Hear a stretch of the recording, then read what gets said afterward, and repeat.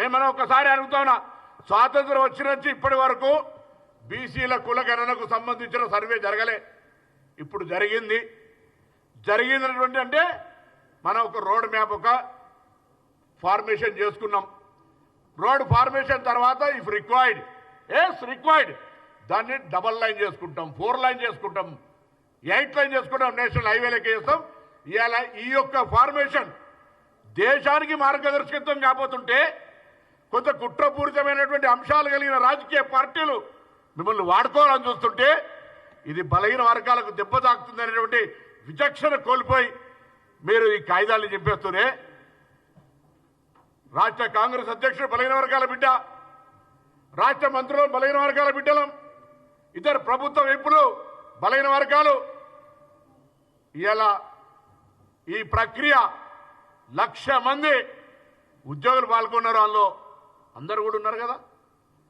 ఇలా బలహీన వర్గాలకు సంబంధించి సమాచారం రమ్మంటారో ఎక్కడైనా మీరు అసలు ఈ సమాచారంలో ఇవ్వనోడు పాల్గొనోడు ఏం నైతికత ఉంది అని అడుగుతా ఉన్నాను. ఇలా బలహీన వర్గాల సమాచారం సేకరణ జరుగుతుందంటే తప్పుడు ప్రచారం చేసి మీడియా కాన్ఫరెన్స్లు చేసి ఇదేమైనా ఆస్తి ఎత్తుకపోతున్నట్టు వాస్తవంగా క్వశ్చనర్లో బ్యాంక్ అకౌంట్ ఉందా లేదా అని అడిగితే బ్యాంక్ అకౌంట్ ఎట్లు ఇస్తాం, ఫోన్ నెంబర్ ఎట్లు ఇస్తాం, ఆధార్ కార్డు ఎట్లు ఇస్తాం, రేపు సైబర్ క్రైమ్ కాదా అసలు అడగనేలే.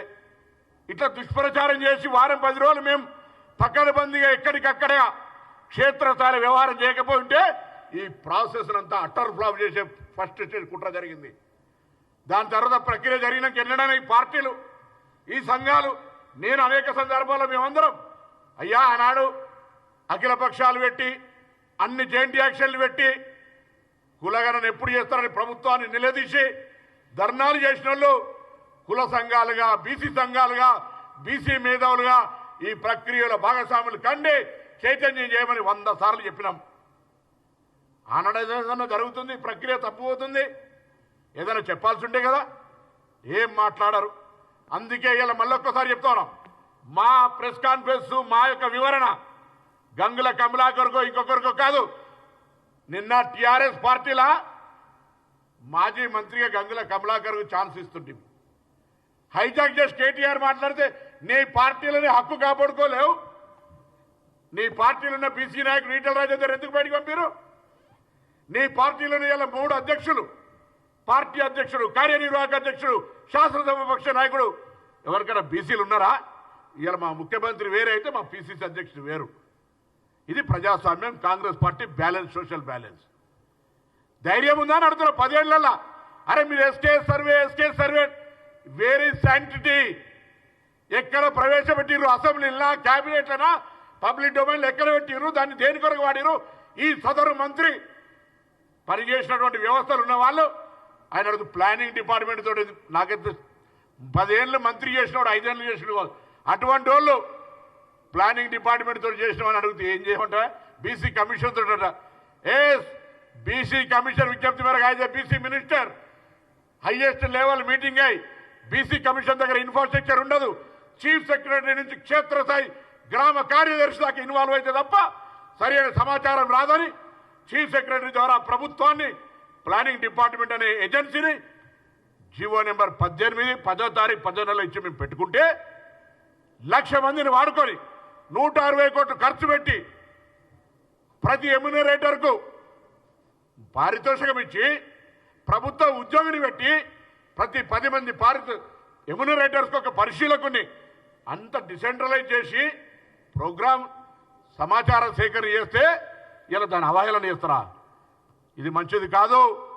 రాజకీయ పార్టీలో ఒకవేళ రాజకీయ పబ్బం గడుపుకోవడం చేస్తే భవిష్యత్తులో బీసీల గురించి మాట్లాడే హక్కు లేదు. కానీ నేను నా అన్నదమ్ములైన నా అక్క చెల్లెలైన తెలంగాణ బీసీ నాయకులకు, తెలంగాణ బీసీ మేధావులకు పార్టీ పక్షాన, ప్రభుత్వం పక్షాన మీరు ఏ డౌట్ ఉంటే ఆ డౌట్ మమ్మల్ని అడగాలి. బిఫోర్ గోయింగ్ ఎడ్యుకేషన్ సామధాన భేద దండ ఉంటే దేనికైనా కనీసం ఈ బిడ్డలు ఇక్కడ ఉన్నారు, ఏమైనా తప్పు జరిగిందని సంప్రదించకుండా రోడ్డు ఎక్కి కాయిదాలు చెప్తారా? ఇది ఎక్కడ న్యాయం? ఆహ్వానిస్తాను పార్టీ పక్షాన, ప్రభుత్వం పక్షాన మీకేమైనా అనుమానం ఉంటే ఈ ప్రక్రియ రాజకీయ పార్టీని విమర్శించేది కాదని ఇంకేదైనా ఉంటే మేము దాన్ని స్వీకరించడానికి సిద్ధంగా ఉన్న బాధ్యత వహిస్తాం, తలకాయ వస్తాం. మేము ముందట వట్టిగానే బట్టగాల్చి బీసీల సమాజం చాలా ఆవేదనతో మాట్లాడుతున్నాం. ఇది 1986 నిన్న కూడా చెప్పిన సభలో మురళీధర్రావు కమిషన్ వచ్చినాడు నవసంఘర్షణ సమితి సమసంగ్రామ పరిషత్తులో ఉద్యమించిన బిడ్డలం. ఇలా బీసీల హక్కుల కోసం కొట్లాడుతూ ఉన్నాం. అటువంటి బీసీల హక్కుకు సంబంధించి శాసనసభ తీర్మానాన్ని ప్రవేశపెట్టి ఇలా శాసనసభలో నిర్ణయం నుంచి నివేదిక దాకా వచ్చే మధ్యలో మాట్లాడని వాళ్ళు అనేక సందర్భాలు విజ్ఞప్తి చేసినాం. మీరు కూడా మమ్మల్ని అనేక సందర్భాల్లో కలుసుకున్నాం. వాళ్ళందరూ రాజకీయ పార్టీలు మిమ్మల్ని రెచ్చగొట్టచ్చు, లేకపోతే మీకు తప్పుడు సమాచారం ఇస్తుండొచ్చు. 2011 జనాభా లెక్కల తర్వాత ఏ లెక్క లేదు. 2011 జనాభా లెక్కల్లో బీసీలకు సంబంధించిన లెక్క లేదు. ఇవాళ ఆనాడు ఎస్కేఎస్లో చూపెడుతున్న సర్వే పర్సెంటేజ్ చూపెడితే 114% అవుతుంది. 100కు 114 ఎట్లా వస్తారు? కాబట్టి దయచేసి వాస్తవాలను గమనించి నా ఉద్యమకారులు, మేధావులు, బీసీల కొరకు హక్కుల కోసం పోరాడే వాళ్ళందరం వెళ్తాం. భవిష్యత్తులో బీసీలకు ఈ యొక్క సర్వే ప్రకారం ఇలా 56% ఉంది. ఇంకా మీరు ఎక్కువ ఉన్నది అంటున్నారు. ముందు 56% మందు అసలు లేవంటే అక్కడ దాకా అరే ముందు ప్రారంభం చేద్దాందా? ఈ ప్రక్రియ ఈ యొక్క సర్వే ప్రకారంగా వచ్చినటువంటి సమాచారం కొరకు ఒక పబ్లిక్ డొమైన్ ద్వారా పబ్లిక్ ఒపీనియన్ క్రియేట్ చేసుకొని వాళ్ళకి ఏమేమి స్కీమ్స్ పెట్టాలో గవర్నమెంట్కి ఒక దిశ ఇవ్వండి, ఒక మార్గదర్శకత ఇవ్వండి, రిజర్వేషన్లు అడగండి. బరాబర్ కామారెడ్డి డిక్లరేషన్ దాని ప్రకారంగా మేము ప్రభుత్వం ప్రకారంగానే చట్టబద్ధంగానే ఇవ్వాలని ఆలోచన. మాకు ఎక్కడ కూడా తప్పించుకొని పోయే ఆలోచన లేదు. మాకు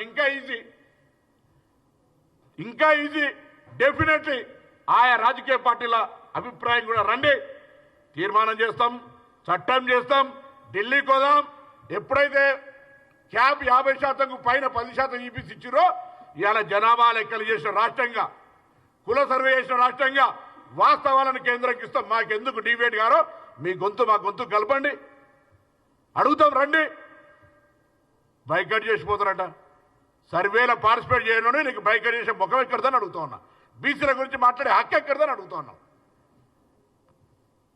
పార్టీల హక్కు కోసం అడిగిన రాజేందర్ బయటికి పంపినోడివి, నీ పార్టీలో ఒక పదవి ఇయ్యనోడివి, అధికారంలో ఉన్నప్పుడు ఇయ్యనోడివి, అధికారం పోయినాక పార్టీల స్థానం ఇయ్యనోడివి, నీకు మా బీసీల గురించి అడిగే హక్కు ఎక్కడ అడుగుతున్నాం.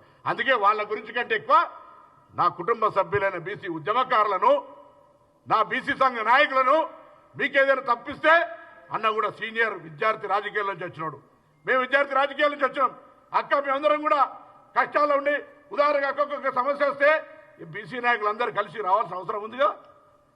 అందుకే ఇలా వాళ్ళందరినీ కోరుతా ఉన్నా, దయచేసి బలహీన వర్గాల ఆకాంక్షలకు దెబ్బ తాకకుండా, బలహీన వర్గాల ఆకాంక్షల్ని ప్రభుత్వాలు తప్పనిసరి ఏ పార్టీ ఉన్నా చేసే విధంగా మన వ్యవహారం ఉండాలి. అందుకు మాకు మార్గదర్శకత్వం చేయండి. అధికారంలో ఉన్న మీ అందరి ఆశీర్వచనంతో బరాబర్గా మేము మీకు సోదరులుగా మీ ఆలోచనను అమలు చేసే దిశగా తీసుకొస్తాం. ప్రతి ప్రక్రియలో సామధాన భేద దండ అన్నట్టుగా ఇక్కడ ఏదైనా తేడా ఉంటే మా దృష్టికి తేండి. సరిపోకపోతే మీరు అప్పుడు ఉద్యమించండి. ఉద్యమం ప్రజాస్వామిక హక్కు.